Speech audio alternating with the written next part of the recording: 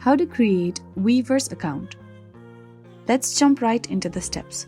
First, you want to go ahead to App Store and download Weverse app on your phone. After that, go ahead and open it.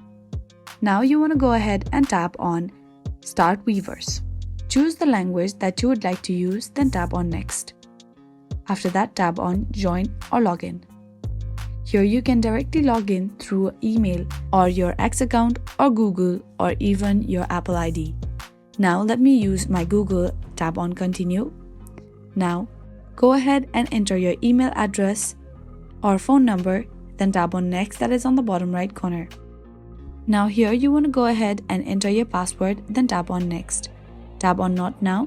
Now a verification code will be sent to the email that you have just entered, that you have to put it here. Now you want to put the tick mark on I agree the terms of use, then tap on Next.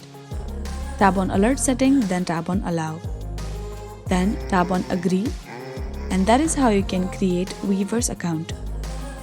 I really hope this video helped you out. Thank you so much for watching till the very end.